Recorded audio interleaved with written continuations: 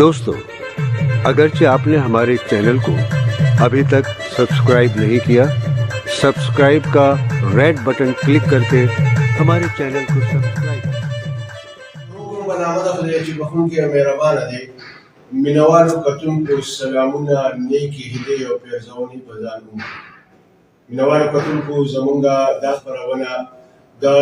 ऐसे प्रस्ताव शेरगढ़ना लायो तासो पश्तो पॉइंट टीवी बानी मिनवारो कतुन को देख परवाना की मुंगा द बल्दियाती इंतखाबातों पर हवाला बानी खबर यतने को तजिए को मासरा जमा हमकारान तजिया निगार सहाबियान और दगारंगे द मुख्तलिफो सियासी गुंदुनो और आजाद उम्मीदवारान मुंगा रावाड़ वकी सरा मुंगा द बल्दियातों पर हवाला बानी खबर यतने को मिनवारो कतुन को नना बाजा तफसरा द यौदासी शख्सियत तारुफ कुमा कि आगा शख्सियत डेरा इल्मी कोरने सर ताल्लुक साथी द मौलाना मोहम्मद अहमद मोहतमिम बाबाजी मरहूम बरखुरदार दे द जमियत उलमाए इस्लाम द तासीली तखबे अमीर दे और द तासीली तखबे दबारा चे द मेयरशिप कम इंतखाब की दागे दबारा द जमियत उलमाए इस्लाम उम्मीदवार दे हाफिज मोहम्मद सईद सेंगा मेलमा रमशमाए मुख्तलिफ सरा तारुफ करे द तासील तखबैना द जमियत उलमाए इस्लाम द मेयरशिप उम्मीदवार दे हाफिज साहब बखैर रागली इस्तेमाल ما خوشاله شه بارک الله وعلا हाफिज साहब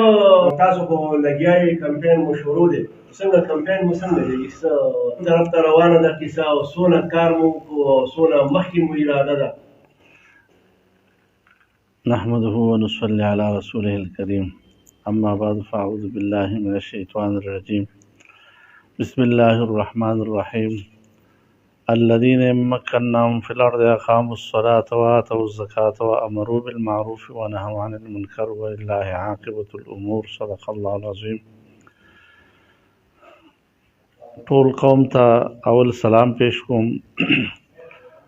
او بیا د ټولو نه مخکې د دې شرګړ د پریس کلب د ملګرو ډېر انتهایي شکر ګزار یم چې دوی موږ ته داسې موقع راکړه چې هغه د قوم سره د مخاطب کېدو او هغوی ته د خپل پیغام د رسولو وخت الله جان به چې کومه خبره ستاسو مخې ته کېښوده الحمدلله زموږ کمپین په ډېر احسنې طریقې سره شروع دی او نن پورې به کم از کم 70 نه سوا جلسې پروګرامونه میټینګونه دا زموږ چې کوم دي تقریبا دا شی وي بالکل جی زیاته نو پای کې الحمدلله چې موږ د خلکو ریسپانس وینو او د قوم هغه رجحان وینو الحمدلله د جمعیت علماء اسلام سره د کتاب سره او بیا خصوصا په دې علاقه باندې د حضرت محتمي صاحب سره د قاسم صاحب سره زموږ سره ډېر د مینې محبت هغه اظهار کوي او ډېرو خلکو ته موږ ورلو تاسو به دلته نه راځئ موږ مخکې نه فیصله کړې او زه ورته یو دا خبره مو کوم د خپلې پارټۍ یا عامو خلکو خبره نه کوم د نورو پارټو کلک خلک چې هغوی موږ داسې د ډېر وخت نه په دې سیاست کې یو نو موږ هغه خلک یو د باجي په الیکشنو کې موږ سره جګړې کړې دي هغه نن الحمدلله هغوی فیصله کړې موږ بس تاسو ته به ووټ درکوو قاسم صاحب په ووټ کې موږ سره دغه کړي دي خو الحمدلله په دې ووټ کې موږ ښځو نرو فیصله کړې ده چې انشاءالله دا ووټ به موږ کتاب له ورکوو دا به باباجي زوی له ورکوو نو حافظ صاحب ووټ چې دی نو دا د ضمیر اواز دی او د رایې استعمال دی ووټ داسې خو نه ده چې سړی بندی راولي او بس یو سړی مې لیدلی دی هلته او بس که هغه څوک دی او که هغه څنګه ولاړ دی یا مې رشته دار دی یا مې خاندار دی یا ډېره وسله لري یا ډېره پیسه لري هغه له به ورکوم د ووټ خپل یو شرعي حیثیت هم شته د ووټ شرعي څه حیثیت دی تاسو په نظر کې د ووټ شرعي حیثیت مفتي شفیع صاحب چې کوم لیکلی دی او بیا تقي عثماني صاحب د هغې افشا کړې ده هغوی دا ووټ چې کوم دی یو امانت دی او امانت خپل اهل ته رسول دا چې کوم دی ضروري دي. هغې دا هم لیکلي دي چې دا یو شفاعت دی د یو سړي په حق کې چې لکه دا سړی د دې عهدې دپاره چې کوم دی اهل دی او سبا و په دیانتدارۍ سره چې کوم دی د قوم خدمت دا به کوي. نو دا شفاعت داسې څیز دی چې قرآن کې الله پاک فرمایي چې من یشفع شفاعة حسنة یکن له نصیب منها ومن یشفع شفاعة سیئة یکن له کفل منها. که تا د صحیح سړي په حق کې شفارس وکړو د هغه په حق کې د اوټ استعمال کو نو چې دا څونه ښه کارونه کوي ستا به ورسره پکې مکمل حصه وي. خو که مثال په طور هغه غلط کارونه کوي او ستا په اوټ باندې دغه ځای ته رسېدلي او اختیار ورته میلاو شوي نو لحاظه په هغې کې به هم چې کوم دی د دې انسان دا حصه به پکې وي. نو هغې باقاعده ډېر تفصیل پې لیکلی دا وکالت دی او دا شفاعت دی او دا چې کوم دی ګواهي کول دي او که په غلط سړي په حق کې ګواهي وکړه دا تا دروغ ګواهي وکړه ولا تکتموا الشهاده ومن یکتمها فانه آثم قلبه. بیا الله پاک فرمایي چې دې باندې سړی د هغه سړي زړه ګناهګار دی چې دی د غلط سړي دپاره چې کوم دی ګواهي کوي. کاپي صاحب ستاسو مطلب دا دی چې د مفتي محمد شفیع صاحب الله دې وبخي هغې د فتوی مطابق د اوټ شریک خپل یو حیثیت شته. دا اوټ داسې نه دی چې بندی د جبه راوباسي او بس یو ځای ته یې وغورځوي او دا رایې ده په دې باندې قام جوړېږي په دې باندې قام روانېږي. کاپي صاحب د اوټر دپاره خو دا یو شرط دی خو چې کوم امیدوار دی کوم امیدوار دی هغې دپاره خو معین پاکستان او شریعت په سیس کېښودی چې هغه به هم اوصاف پکاري نو هغه څه دي ستاسو په نظر کې؟ نو هغه خو د 61-62 دفعه کې ذکر شوي هم دي چې دا انسان به د صوم و صلات پابند دي او دی به کرپشن نه کوي د غلا نه به پاکي او دی به چې کوم دی یعنې د شر په لحاظ سره به دی برابري باشره وي او دارنګې د ګناه کبیره هغه په ښکاره به چې کوم دی مرتکب نه وي نو هله به چې کوم دی یو سړی په دې کې حصه اخیستی شي. اوس چې موږ وینو الحمدلله علما کرام هغه د صوم و صلات هم پابند دي د ګناه کبیره داسې ارتکاب هغه کوي نه نو دا ګیره خریله هم ګناه کبیره کې راځي. خو بهرحال لا بعضې خبرې خو قوم اوس دې وخت نو او کرپشن نه او دغه نه به چې کوم دی پاک دیانتداره لکه څنګه یوسف علیه السلام تاسو به اورېدلي قال جعلني على خزائن الارض اني حفیظ علیم. هغه ورته وایي چې ما وزیر خزانه کې اني حفیظ علیم. دلته دوه خبرې ذکر شوې. یو دا ده چې زه په علم ریاضي باندې او په دې باندې په دې پوره چې کوم دی پوهېږم او ماته په مهارت دی ځکه موږ وزیر قانون وزیر خزانه هغه سړی جوړو چې هغه په ریاضي کې پوره مهارت حاصلي وي. دې نه دا معلومېږي چې یوسف علیه السلام ته علم ریاضي ورتلله. او دویم دا وي چې زه به د حفاظت کوم مقصد دا دی چې زه په صحیح طریقې سره دې تقسیم کوم او زه په دې کې کرپشن نه کوم او زه دیانتدار یم. نو په صحیح معنو کې به دا سیس چې کوم دی زه په تقسیم کوم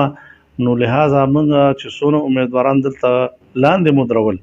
نو موږ ملګرو ته دا هدایت ورکړو چې تاسو د قوم ته داسې امیدواران نه ولئ چې کم از کم د نورو خلکو او د جمعیت علماء اسلام د امیدوارانو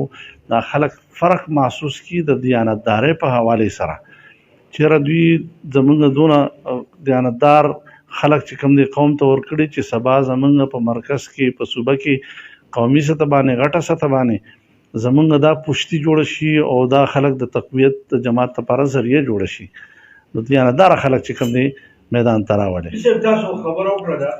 تاسو خبره د مدینې د ریاست کول. علامه اقبال رحمت اللہ علیہ وایي کہ جمہوریت ایک طرز حکومت ہے کہ جس میں بندوں کو تولا گرا جاتا ہے تولا نہیں کرتے. نو ابھی سے دلته خو چې کوم جمهوریت دی او بیا جمعیت علماء اسلام جمعیت علماء اسلام یو دینی ډله ده دینی پارټي ده او هغه دیوبند نه چې راوالی تر دې پورې کومه سلسله را روانه ده. دغه جمهوریت چې د کوم جمهوریت باندې اقبال ورته اوچته کړې ده چې کنا جاته یې تولا نه کرتے په دې کې جمعیت په دغه سیاست کې راتګ یا د نورو اسلامي ډلو دغه راتګ لیکن ستاسو په نظر کې مناسب دی؟ هغه چې کوم سیاست یادي هغه د مغرب جمهوریت یادي مغرب جمهوریت اگر چې هغې کې ډېرې خامې ډېرې زیاتې دي. زمونږ دلته چې مسلمان ملکونو کې یا دلته پاکستان کې کم جمهوري نظام دی پای کې به خامې خو به وي ضرور خامې به پکې وي خو هغه چې کوم د جمهوریت کوم هغه هغوی کومه دعوه کوي یا علامه اقبال کوم اعتراض کوي نو هغه یورپ والا جمهوریت دی. زه تاسو سره وضاحت کوم. زه تاسو ته جمهوریت اهل الرای خلک پکې چرته د رای مالکان پکې چرته جمهوریت مقصد دا اکثریت ور پیغمبر اسلام فیصله کړي په مختلفو طریقو سره کله کله د جماعت ته ټولو مرګورو نه رای اخستې ده خو په خپل اختیار فیصله کړي ده کله کله پیغمبر علیه السلام خپل اختیار پرې خو دی او د غنو کسانو د جمهور پر رای باندې لکه فیصله کړي ده.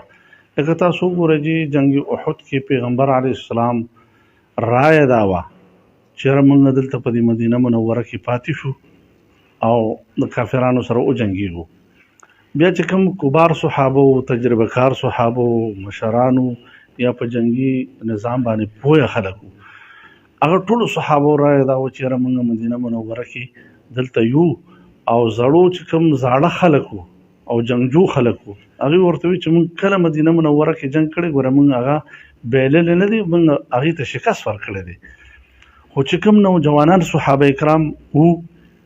نو هغوی ډېر په جذبه کې وو لکه نوجوانانو خامخا جذبه یې ډېره چې نه موږ به د احد میدان ته وځو او هلته به چې کوم دی دوی سره جهاد کوو کافرانو سره. نو پیغمبر علیه السلام چې د هغې جذبې ته وکته د هغې ولولې ته وکته نو پیغمبر علیه السلام خپله رایې هغې باندې عمل ونه کړو. د مشرانو صحابو کبار صحابه کرامو رضوان الله تعالی علیهم اجمعین یا تجربه کارو خلکو په کار چې هغې باندې فیصله ونه کړه اکثریت ته وکته نو هغه فیصله چې کله وکړه او جنګ احد ته لاړه نو اگر چې هلته مسلمانانو ته تکلیف راغلی دی خو بیا هم دې ځای کې اوس یو خبره ډېره اهمه خبره چې تاسو مخې ته راوړم په هر یو جماعت یا د پیغمبر اسلام کوم جماعت و یا جمعیت علماء اسلام کوم د شورایي نظام دی په دوی به فیصله کول د دوی په ذمه دي فیصله کول د دوی په ذمه دي دوی به یو ښه بهتره فیصله کولو کوشش کوي او رایې به اخلي ټولو ملګرو نه بیا نتیجه هغه د پیغمبر په لاس کې هم نه وه. د جمهوریت لږ نورم تفصیل کوم راځم تاسو ته بیا ګوره چې تاسو ته وګورئ د پیغمبر علیه السلام د ابوبکر صدیق رضی الله عنه باره کې وایي چې دی دغه ته مخکې کې لمونځ ته مخکې کې حضرت عایشه رضی الله عنها ورته فرمایي چې نه بل څوک چې کوم دی لمونځ ته مخکې کې یو پیرې وي دوه پیرې درې پیرې بیا تفاسیر او دارنګه چې کوم دی علماء کرامو لیکلي چې د حضرت عایشه رضی الله عنها ولې دا خبره کوله وی ځکه دا خبره کوله چې دن دی امامتۍ ته مخکې شو نو سبب ورته بیا خلافت او حکومت پورته هم ملاویږي او زما پلار چې کوم دی نرم دله دی لہذا حضرت عمر ته ووایي چې مانځه ته مخکې شي پیغمبر اسلام ورته بیا وایي چې نه حضرت ابوبکر صدیق رضی الله عنه به مانځه چې کوم دی دا به مخکې کېږي. نو دلته ګوره پیغمبر اسلام دا په حق کې دا یو اشاره و یو قسم ده. بیا تاسو وګورئ د حضرت ابوبکر صدیق رضی الله عنه چې حضرت عمر رضی الله عنه دغه کو انتخاب نو باقاعده دغه انتخاب کړی چې ما پسې به دې خلیفه نائب مقرر دي شي. بیا تاسو وګورئ چې عمر رضی الله عنه چې کله عثمان رضی الله عنه په دورې لکه دغه دور خلافت نه پس چې کله زخمی شو یو شورا یې جوړه کړه چې شورا یې جوړه کړه نو په شورا کې عبدالرحمن بن عوف رضی الله عنه وی دا درې کسان کړي یو طرف ته شو درې بل طرف ته شو چې کوم طرف ته عبدالرحمن بن عوف رضی الله عنه وی نو هغه طرف ته فیصله کیږي. نو حضرت عبدالرحمن بن عوف رضی الله عنه داسې وکړه چې د مدینې منورې په کوڅو کې وګرځېده د سړو نه یې تپوسونه وکړه ماشومانو نه یې تپوسونه وکړه اکثریت ته یې وکتل بیا فیصله وکړه نو په اکثریت فیصله هم راغلی ده پیغمبر اسلام په خپل هم په اکثریت فیصله کړې ده کله په اقلیت باندې فیصله کړې ده. نو جمهوریت دا دوی چې دا کوم دغه کوي که نه څوک وي جمهوریت کو پر ټیک ته مغرب هغې کې به وي خو جمهوریت خو نظام نه دی چې موږ ته کفر نسبت وکړو. جمهوریت اقتدار ته د راتلو یو لاره ده. لکه مثال په طور باندې زه پېښور ته د دې ځنه ځمه دوه لارې تللي دي نو چې کوم اسانه لاري روغه لاري ښه لاري زه په هغې باندې کوشش کوم چې په هغې لاړ شم. نو اوس دوه لارې تللي دي. اوس زما خوښه ده چې په کومه لار باندې ځم، چې کومه لار باندې غلي هغې باندې څوک خلک نه ورځي، ډاکواني خلک پرې نه ورځي. تاسو د کوم جمهوریت خبره وکړه، د اسلامي جمهوریت، د مدینې د ریاست د جمهوریت. هغه جمهوریت کې خو چا وویل چې ما مشر کوي؟ تاسو خو دلته چې وایي چې بهی حافظ صاحب ولاړ دی، بیا به حافظ صاحب دا مجبوري چې وګړي خلکو نه وایي چې زه اهل یم ووټ ماله راکړې وغه. تاسو هم د هغې نه مخکې یو دلیل پیش کړو، مضبوط دلیل له قرآن نه، چې یوسف علیه السلام وایي چې قال اجعلني علی خزائن الارض انی حفیظ علیم. ما وزیر خزانه کې هغه ځای یادوي په حکومت کې چې خاص د پیسو سره تعلق ساتي. چې کله اهل نه په هغه وخت کې بیا مطالبه دا جایز ده. او دې وخت کې هم ته پته ده چې یاره په اسلامي نظام باندې او په دغه باندې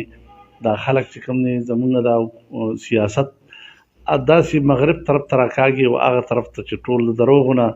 او د دوکې نه د دړاکې نه د شنه باغونو ښودلو نه موږ د صداقت والا سیاست او د مدینې مینوالو کتونکو حافظ صاحب سره زموږ خبرې اترې روانې دي. حافظ صاحب ډېرو خوږ بنده دی، محترم باباجي کشر زوی دی، زموږ سره اکثر نشستونه کېږي، ډېرې خوږې خبرې کوي. د سره به خبرې اترې کوو. حافظ صاحب د مینوالو کتونکو سوالونه هم راشروع شوي، خو د هغې نه مخکې یو دوه سوالونه ډېر اهم چې زموږ ذهن کې راځي او موږ وایو چې لږ ستاسو د هغې وضاحت وکړئ. عام یو خلک دا تپوس کوي، په دې کې دا سوال ما سره موجود هم دی چې تاسو نه د جمعیت علما اسلام کې نوي خلک راځي او موږ داسې اورېدلي چې د پی ټي ایم یو اهم فګر سره ستاسو خبره شوې ده، کېدای شي هم سره شامل شي په دې علاقه کې. دغه شان تاسو سره اتیانو نه هم خلک شامل شي، نور هم شاملېږي. او بل خوا تاسو نه ډېر ستاسو نږدې ملګری، مضبوط ملګری طارق د تخبې هغه لاړو، د هغې بنیادي وجه څه ده؟ یاره په دې میرشیپ په ټکټ باندې جګړه وه که څه خبره وه؟ وضاحت راته وکړئ چې دا ولې دی تاسو نه ولې د هغې وضاحت خو دې حده پورې دی چې طارق به یې زموږ ډېر ښه ملګری و او هغه چې کله زما نوم راغی نو ما زه نه کومه د سیټ دپاره زه دغه نه کوم. طارق به یې وي چې کله تاسو یې نه کوئ نو بیا زما دغه کېږي او چې زه خپل کاغذونه داخل کړم. موږ ورته بلکل دا د هر چا حق دی کاغذونه داخل کړي. دا څونه کسانو چې کاغذونه داخل کړي دي اول یې زما نه تپوس کړی، ما ورته وي چې کاغذونه داخل کړي، ما ورته وي د کاغذونه داخل کړي. زما هېڅ قسمه شوق او دغه نشته یاره چې زه ځکه دا چیز ما ته په دې ګران ښکارېدو چې لکه دا خو بلکل لکه د تخبې په منځ کې به ته په دفتر کې به ناست او دا خلک به خامخا لکه ډېر زیات ضرورتونه دي، حاجتونه دي، دغه دي، د دې خلکو به مطلب چې بلکل به اوزګارېدل به تې اثر نه زموږ هسې هم دغه ډېر زیات دي مصروفیات او دلته مدرسې خدمات او درس و تدریس دی جماعتي دغه دي پکې. نو ما دا سیټ ډېر زیات ګران چلولي او دې دپاره داسې اوزګار کس پکار دی چې بس هغه بل څه کار نه کوي او بس دخل ته ناست وي ورته صرف دغه کار کوي. نو خدای شته زموږ په خپله خواهش و او که دا زه ووایم چې یاره زما خپل ذاتي خواهش به دا و چې یاره دا تاریخ دې دغه شي. یو بل ملګری مې په ذهن کې یو کس و هغوی ته مې ویلي مې او بیا مې دا خواهش یاره د تاریخ دا دی چې لکه تخبې سیټي دا و لکه مست دی لکه دغه دی، خو تاریخ به یې لږ انتظار کړی وي، صبر لږ ونه شو، هغه به دا خیر و چې دوی راپسې رانله. مونږ خو ملګرو د ورتلو کوشش کوو چې مونږ به خامخا ورځو دله او دغه به کوو سره، ته به تسلي به یې کوو چې نه خیر دی تا له پکې نور څه خبر راشي په هغې کې به تا له مقدر کوو که نه. مخکې هم ته مونږ ودرولې وې او ناظم شوي وې او دغه شوي وې. اوس دا مینوالو کتونکو حافظ صاحب سره زموږ خبرې روانې دي. حافظ صاحب د دې خبرې دا وضاحت وکړو چې طارق صاحب ټیک ده چې په ټکټ باندې خبره راغلې او کله ما انکار وکړ هغه وایي چې د ما حق جوړېږي، خو مولانا صاحب دا خبره ورسره وضاحت هم وکړو چې دې پارټۍ کې دننه جمهوریت دی، د شورا نظام موجود دی، دلته فیصلې کېږي په اکثریت باندې کېږي او دا جمهوري ډله ده. همداسې ده که نه چې دا جمهوري ډله ده او دلته فیصلې کېږي نو فیصله شوې وه. طارق خفګان په خپل ځای باندې خو هغوی دا اقرار هم وکړو چې طارق صاحب زموږ یو ښه ملګری. حافظ صاحب تاسو د کوم جمهوریت خبره چې کوئ یا چې موږ جمعیت ته په د هغې سټرکچر ته، جمعیت ته، د هغې بنیاد ته، د هغې اساس ته ګورو، نو جمعیت یوه دیني ډله ده خو ورسره جمهوري ډله هم ده. دلته خلک دا اعتراض ډېر زیات کوي او دا یو سوال راغلی دی چې د جمعیت کې مورابسي او هغه سیس چې دی هغه ډېر زیات دی او دلته دا عهدې او دا څیزونه به د یو څو خاندانونو نه یا د یو څو افرادو نه تاویږي او د هغې بنیاد دا ښیي چې یاره حافظ صاحب میر ته هم ولاړ دی نو هغه د ملکنډ د قومي سیټ ته هم ودرېدو، دلته به اوس صوبایي ته هم ودرېږي او قاسم صاحب قومي ته هم ولاړ دی او که د سینټ څیز راغی هغه به هم د دې د ګوري. دې په حواله باندې تاسو خبر مورثي سیاست خو به تاسو ته ووایم چې موسی علیه السلام الله پاک نه سوال کوي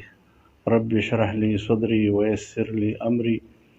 واحلل عقدة من لساني يفقهوا قولي واجعل لي وزيرا من اهلي.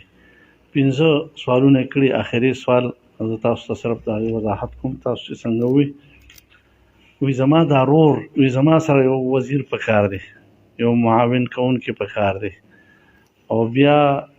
باقاعده د خپل رور نوم اخلي. اولې ویلي چې زما د اهل دی رب اشرح لي صدري ويسر لي امري واحلل عقدة من لساني يفقهوا قولي واجعل لي وزيرا من اهلي، چې هغه زما د اهل دی.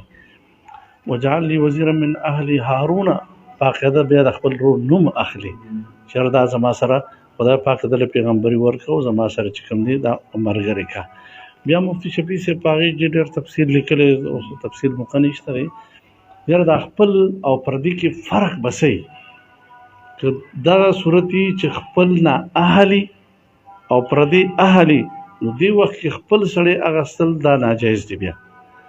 که خپل اهلي او بل هم اهلي، نو په دې کې ترجیح چاته پکار ده؟ بیا نو بیا د دې نه معلومیږي چې بیا ترجیح خپل ته پکار ده. وی ولې ورته پکار ده؟ وی ځکه ورته پکار ده چې دا پردي سړی د دې مشر چې کوم د ځان لپاره معاون جوړوي، وزیر جوړوي، دا خپل سړی د د خوی بوی نه د اخلاقو نه د دغه نه پوره خبرداري. دویم وجه دا ویلی ده چې د خپل سړي سره محبت سیوای په نسبت د هغه بل سړي، ځکه چې دا خپل سړی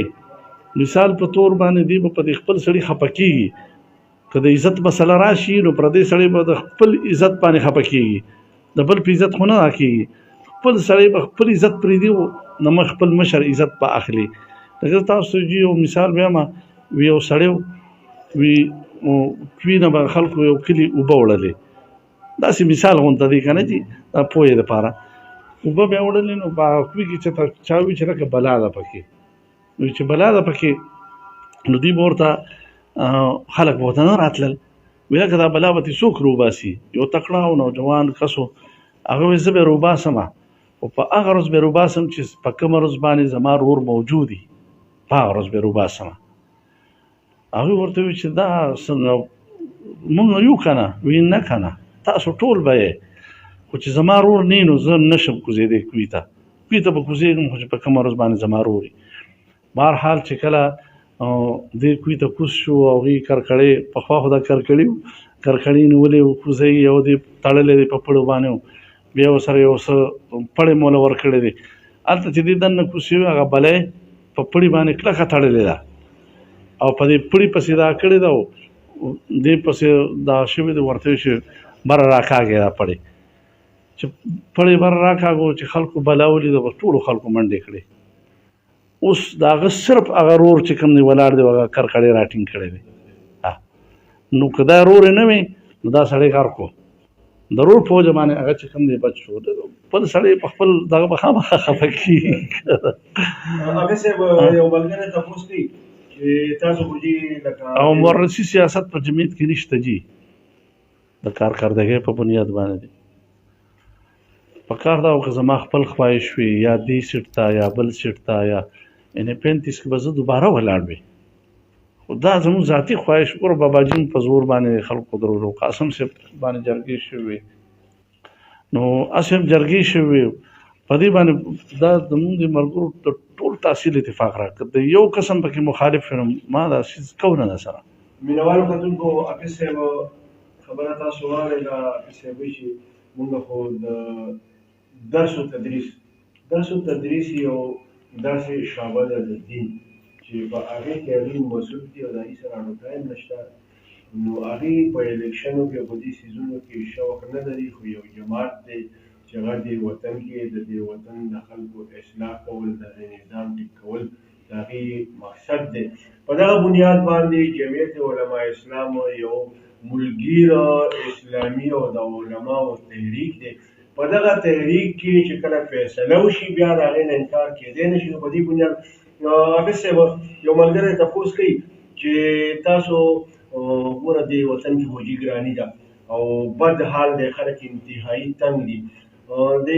تنګوالي د وجې په کار دا ده چې اپوزیشن جماعتونه کم از کم په دې الیکشن کې په یو پلیټفارم باندې ودرېدلی وي او د دې حکومت دی د خلک او د قام د نجات دپاره قدمونه اخیستې وي، ګامونه یې اوچت کړی وي. د هغې دپاره د بلدیاتو انتخابات داسې دي که په دې انتخاباتو کې پي ټي آی الیکشن ګټي، نو مطلب به یې دی چې را روان 2023 کې هم خلک ختم شو، د دې به ډېر لویه سري په جنرال الیکشن باندې. نو دې سلسله کې په کار دا ده چې تاسو پهل کړی وي او اتحادونه مو کړی وي په دې حواله باندې، کم از کم په میرشپ تاسو اتحاد ولې ونه؟ اتحادونه زموږ د مرکز او د صوبې نه کېږي. رانا فلرمان صاحب چې د اتحاد دپاره څونه کوشش کو، د کوم وخت نه را روان دي او د اپوزیشن د یو ځای کولو کوم کوششونه، نو تقریبا ټول میډیا کې باندې د هغې وخت په وخت باندې هغې پریس کانفرنس هم کړي دي او دغه هم کړي دي. پیپل پارټي هم سره یو ځای کړې وه، نېشنل پارټي هم وه، دارنګې چې کوم دی مسلم لیګ هم و، نو تقریبا او اچکزی دا ټولې پارټۍ د هغې د یو ځای کولو کوشش کو. بیا هغې چې کوم دی اسلام آباد ته لاړه او ټولو پارټو ته یې دعوت ورکړو. لانګ مارچ کې چې کوم دی ازادي مارچ کې باقاعده حصه واخیسته. مولانا صاحب خو د اولې ورځې نه باقاعده د دې خلاف اوسه پورې په ارام باندې ناست نه دی. بیا د مهنګایۍ دپاره چې هغې کومې هلې ځلې وکړو، ټول پاکستان کې په هر ښار کې او په هر ضلع هیډ کوارټر کې مولانا فضل الرحمن صاحب دغه ورکړو، کال ورکړو، یو بلکې 15 ورځې 2 هفتې چې تاسو د دې خلاف مهنګایۍ خلاف چې کوم احتجاجونه وکړي. بیا موږ باقاعده دلته چې کوم دی په تخپې کې مو وکړه، په شیرګل کې مو دغه وکړه، په اتیانو کې، په دغه کې لونخوړ کې، نو موږ د هغې برپور اواز د مهنګایۍ خلاف اوچت کړی دی الحمدلله. حافظ صاحب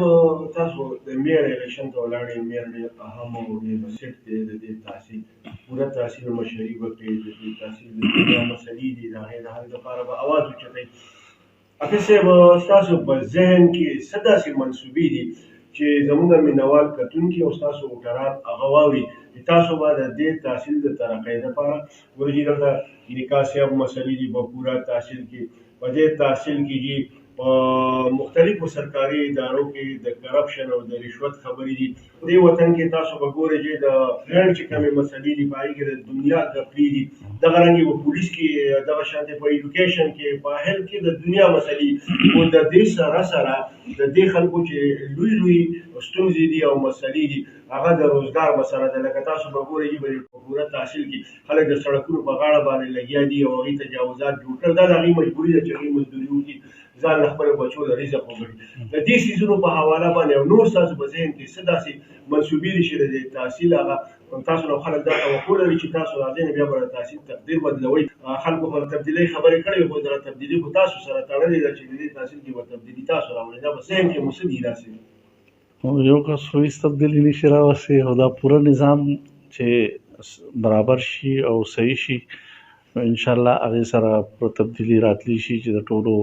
تعاون ورسره وي، د محکمې صحیح استعمال هغې له صحیح خلک وي، نو انشاءالله بیا ټولې محکمې بیا صحیح. د هغې دپاره به زمونږ شپه ورځ انشاءالله کوشش وي، شپه ورځ د هغې دپاره به کوشش چې کوم دا سیسټم دی دې کې به انشاءالله چې کوم اسلامي خبرې اترې دي هغه به انشاءالله موږ د فالو کولو کوشش کوو او د هغې به په احسنې طریقې سره پوهې کوو په دې خبرو باندې چې یاره تاسو دا ذمهداري جوړېږي. لکه پولیس دي مثال په طور باندې د هغې کومې ذمهدارۍ دي مو چې بهی تاسو خپل چې دا کوم قانون تاسو ته کومې ذمهدارۍ حواله دي دا په صحیح طریقې سره چې وشي انشاءالله د چا به څه شکایت او دغه به دي. که اسپتال کې مثال په طور باندې هغې کې ډاکټرانو عمله صحیح چې کوم دی دغه کوي ډیوټي کوي، هېڅ مسله به پکې انشاءالله نه راځي. دارنګې سکول دی که د هغې صحیح ډیوټي او صحیح دغه کېږي نو د هغې به څه مسله نه راځي. البته د بازار د مسلې نو انشاءالله زمونږ خو زه خو ګرځېدلی یم دوبۍ ته او دی بل دی چې ښارونه کوم صفا پراته دي کوم دغه پراته دي نو دا مو خواهش دی دا مو خواهش دی چې انشاءالله د صفایۍ دپاره کوم طریقې دي کوم نظام دی هغې د وضع کولو به انشاءالله چې کوم دی کوشش کوو. بیا دې له اکثر دغه لایټونه راځي او مونږ خو ولید ډېر لایټونه پکې نشته او هغه دغه لګېدلي ستنې لګېدلې دي نو انشاءالله داسې به نه وي چې یاره د هغې کې به کرپشن یا څه د هغې پوره روکتام کوو. څنګه تاسو ته پته وي قاسم صاحب دې ټیمې کې 10 کروڑ روپۍ دغه کړې او چې کوم ټیمې هغه مشر و افسر و هغه وی د پاکستان په تاریخ کې دا ته اولنی انسان یې چې ته کمیشن نه اخلې نو موږ به دغه دیانتدارۍ سره به کار کوو د الله د رضا دپاره هېڅ قسمه لالچ به پکې نه وي. کله زه میر جوړ شم نو کمیشن به بالکل د تحصیل تخبیر انشاءالله بالکل ما دي ستاسو حکومت راغلی و دې صوبه کې د MMA په شکل کې ما وزیر اعلی صاحب سره یو میټینګ کې ما خبره اکرم خان دراني صاحب چې وزیران صاحبان او مثلا ما خبره کړې وه چې ته خو کمیشن نه دی ستا وزیران خو نه دی ستا MPS خو نه دی خو دلته چې کوم کمیشن دا سرکاري افسران اخلي کولاو لګیا دي نو هغه کمیشن هغه ټیم تاسو نه ومنې کړی نو دلته په تحصیل کې تاسو خو بیا مالیه وسنګي دا خلک نه نو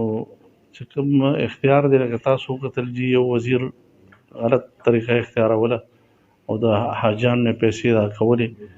الحمدلله د قاسم صاحب په وجه باندې هغه جیل ته لاړ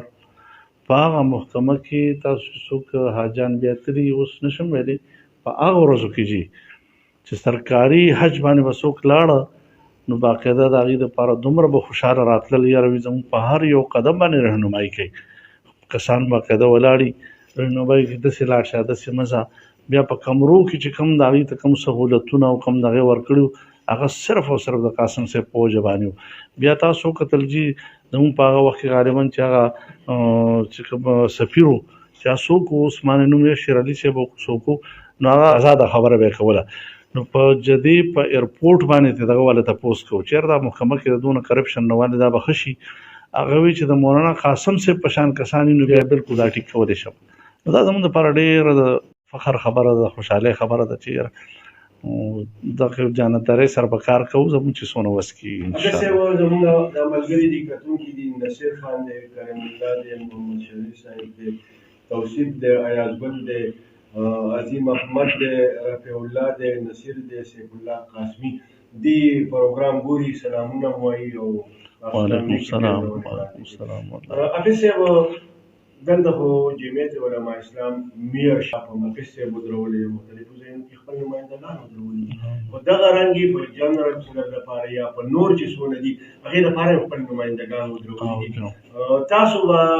او بیا دلته په خصوصي توګه په شیرګل کې چې قاسم صاحب ته د هغه کورنۍ ته حافظ صاحب ته خلک یو درانه نظر ورته ګوري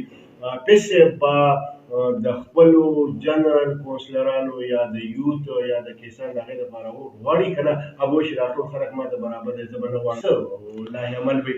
نو موږ چا سره دوکه نشو کولی او په صداقت باندې وایو دا غودرولې موږ دي که نه او موږ دا کوشش ما ټولو ملګرو ته دا ویلي چې بهی تاسو دونه د ملګرو دپاره ووټ وغواړئ او بیا مې ورته کومې طریقې ښودلې دي انشاءالله هغه طریقې چې هغې ته ما کومې ښودلې نورو پارټو د هغې نه ډېر وروسته په دغه کې راځي نو انشاءالله هغې ډېر ښکلې طریقې سره کمپین شروع کړی ملګرو او ما ورته دا ویلي چې کوم سړی په 3 جرنلو کې فسټ راشي نو هغه به تحصیل ته به چې کوم دی هغه به ځي نو چې تحصیل کې هلته زموږ اکثریت راشي نو مخکې دا خبره وه چې کیدی شي موږ وی کیدی شي حکومت دا په دې را فیصله نه وه شوې چې د عام ټولو خلکو نه به ووټ اخلي صحیح فیصله پې لا نه وه راغلې نو موږ کیدی شي لکه هاوس بیا منتخب کړي نو تاسو سیټونه چې کوم دی زموږ ډېر راشي لکه مخکې موږ دا کوشش کړو موږ تحصیل کې کسان ډېر ودرول او موږ ورته چې په تحصیل کې موږ خپل حکومت جوړ کړو نو دا به زموږ دپاره لکه زیاته بهتره نو الحمدلله په هغې کې جمعیت علما اسلام 4 سیټه دا چې کوم دی نمایه پوزیشن یې اخیستی و د ټولو پارټونه زیات پوزیشن د هغوی راغلی و الحمدلله اتحاد مو کو د اتحاد په نتیجه کې چې کوم څیز وشو نو هغې خو زما په خیال چې آثار اوس هم چلېږي بل دا تاسو دا کمال وکړو چې جمعیت ته مو سړی نن راوستو او څلور ورځې مو له مخکې ټکټ ورکړی دا جمعیت پیرا چې کوم تاسو وایي چې اتحادونه وکړئ نو اتحادونو کې دا به بیا خامخا راشي ډېرې غټې مجبورۍ پای کې موږ سره ان پي وه او پي پي پي هم راسره وه پي پي پي خفه شوه بیا چې کله دغه انتخابات وشو زموږ ان پي اتحاد الحمدلله ښه پوزیشن زموږ او د هغوی راغی نو بیا دلته هغوی وی چېرې موږ دغه جوړو حکومت جوړو نو دونه سیټونه زموږ نه دي او دونه پی ټي آی او جماعت اسلامي یو طرف ته وه د هغوی سیټونه او بل طرف ته موږ سره پي پي پي او ان پي او جمعیت و د دې جمشید به په هغه وخت کې 2 سیټه نو چې دغه 2 سیټه کوم طرف ته حکومت جوړېدو نو زمرغورو دا خیال چې ګوره دلته د پی ټي آی په صوبه کې حکومت دی چې کم از کم په دې تحصیل کې زمونه هغوی حکومت جوړ نه کړي نو هغه او یوازې دا تحصیل خبره پکې نه وه جي په دې کې د ضلعي خبره مو دې کې د کاټلنګ د تحصیل خبره مو پکې د مردان تحصیل خبره مو پکې دا خبره مو نو هغه اتحاد دا و چې زمونږ د اختیار د تحصیل نه بهر وه د ضلعي مشرانو په اختیار باندې شوې وه زه ورته دا ووایم چې په هغه اتحاد کې قاسم صاحب امیر مو او زه د تحصیل امیر وم او قاسم صاحب زم خبر کړی نه یم چېرې موږ په دې اتحاد کې څه وکړه ځکه دا خو راز خبرې کړه چې راز اوټ شي بیا خو هغسې دغه نه پاتې کېږي نه صاحب دا راته کیا پوهه او کیا پایه په دغه اتحاد نتیجه کې مو څه وګټل څه وګټل یاره په تحصیل کې چې کومه حکومت جوړ کړی نو هغې کې وګې ټول هغه 3 کاله ټول په پریشانۍ کې تېر کړي دي ډېر په پریشانۍ کې تېر کړي صفا خبره ده صاحب مقابله کې خپل څوک وینئ چې څوک تاسو سره مقابله کړي او به ستاسو سره نږدې ګزار کوي یا به تاسو له غوندې یا به هغه له غوندې داسې څوک الحمدلله زموږ په دې کې خپل دغه نه کوو په لویه کې په دغه کې نه راځي او د نعمت په طور باندې وایو چې په دې کې چې ما مخکې څونه تجزیې کړي دي او بیا چې بوټونه رانږدې شو نو ما به دې ملګرو ته ووایي چې لکه دا پلان کې پارټۍ به دومره وټلي پلان کې به د دې نه واله دې پورې به اخلي پلان کې پارټۍ به د 4000 نه واله 5 پورې علي دا به 10 نه واله پلان کې پورې علي نو الحمدلله ما ته ملګري وایي چې تاسو څنګه وایي هغسې وشوئ بالکل پکې فرق رانغی نو موږ خو لا پوره کمپین شوی هم نه دی د ټولې حلقې را دغه نه شوي یو څو کونسل یې کړي دي نو دا موږ ته چې کوم کونسل یې مخې ته راغلي په دې کې خو لکه موږ ته خپل پوزیشن ښه ښکاري او د نورو پوزیشن نه لا پوره واضح نه دی نو واضح نه چې څونه الیکشن رانږدې کېږي نو بیا انشاءالله که بیا موقع وه چې څنګه بیا ورته زه یو تجزیه پیش کوم ستاسو هم خپلې تجزیې که نه بس هغه به هم بیا وره چې انشاءالله که پای کې 19-20 به پکې نه وي مینوالو کتونکو د حافظ صاحب د مهارت نه او د سیاست نه او د پوهې نه انکار نشته یقینا چې د دې تجزیې به مونږ خو د دې نه واورو نو د هغې په بنیاد باندې تجزیه کوو حافظ صاحب تاسو وایي چې ما ته نږدې پکې څوک نه ښکاري لکه داسې راته نه ښکاري د بل چا پوزیشن واضح نه دی نو یو ملګري دا سوال هم کړی دی تپوس هم کړی دی زه خپل هم دا تپوس کوم چې دا خو هر کینډیډیټ وایي بس به یې زه ګټم چا هم دا وایي چې زه الیکشن میله وم چېرته الیکشن ته نه وم حافظ صاحب کوم بنیاد وایي داسې څه دسیسې ستاسو ولیده چې هغې نه دونه تاسو مطمئن یې چې بهی حافظ صاحب ډېر ښه پوزیشن دی یو خو په دې کې مولانا عبدالرحمن صاحب داسې یو کردار دی ما د ټولو ملګرو ته ووایي چې دا بلدیاتي انتخابات ونه شي نو ښه به ځکه چې بیا عام انتخابات را روان دي زموږ چې کوم مقصد دی مولانا عبدالرحمن صاحب دغه وزیر اعظم راوستل یا په مرکز کې حکومت جوړول او چې کوم 73 آیین دی اسلامي نظام دی او د هغې مطابق حکومت چلول نو موږ وایي که فرض که دا بلدیاتي ونه شي او د عام انتخابات وشي نو د خلکو مولانا عبدالرحمن صاحب په کردار ډېر غټ اعتماد پیدا شوی دی او ما دې ملګرو ته وایي چې انشاءالله خیبر پښتونخوا او بلوچستان دا خو به بالکل دې کې به هېڅ نه که خیري پاتې شوه سند کې زموږ چې کوم ترقي د جمعیت علماء اسلام او د جماعت کومه روانه ده او کومې هلې ځلې او بیا کوم محنتونه هلته هغه علما اکرام کوي راشد بهي دي نو هغه هم د ټولو دنیا نه بله جلسه کړې چې او چاته پته ده د هغې کراچۍ کې بیا او په پنجاب باندې د مولانا فضلرحمن صاحب چې اوس کوم اثرات قایم شوي دي هغه مخکې د هغې چې کوم نوراني صاحب او قاضي حسین احمد صاحب او دا مذهبي پارټۍ ټولې راوځای کړې وې نو د هغې په پنجاب باندې ډېر اثرات راغلي بیا چې اوس چونکې مسلم لیگ په پنجاب کې ډېر زیات اکثریت دی، نو د هغې د اتحاد په وجه باندې نزدېکت په وجه باندې مولانا فضل الرحمن صاحب پوزیشن په پنجاب کې هم ډېر په ښه دغه سره روان دی. که فرض که دا خلک پکې مخکې ته رکاوټ نه شي، نو انشاءالله که عام انتخابات وشو او شوې وي، نو د جمعیت علماء اسلام به پکې ډېر نمایان چې کوم دی پوزیشن وي. اوس چونکې دا بلدیاتي دي، نو هغه ټوله فایده به د مولانا فضل الرحمن صاحب د هغه هلو ځلو د محنتونو کوششونو فایده به دلته لاندې مرګرو ته راوځي. نو ډېر په اکثریت باندې یو زه دغه پکې اهم پوینټ دی. دویم زه تاسو ته ووایم، نو قاسم صاحب 2 پیرې وګټله، خو مطلب چې اسیټ ورته میلاو نه شو. دا خلک هغه غوسه هم دي او خفه هم دي چې پکې مونږ اوټ یو سړي ته ورکوو او اسمبلی ته بل سړي ځي او راکي، نو د خلکو ښه غوسه دي. دا به مطلب چې ډېر په جذبه باندې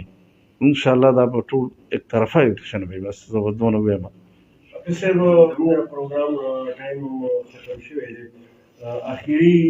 په لنډ ورپاتو کې ستاسو چې څونه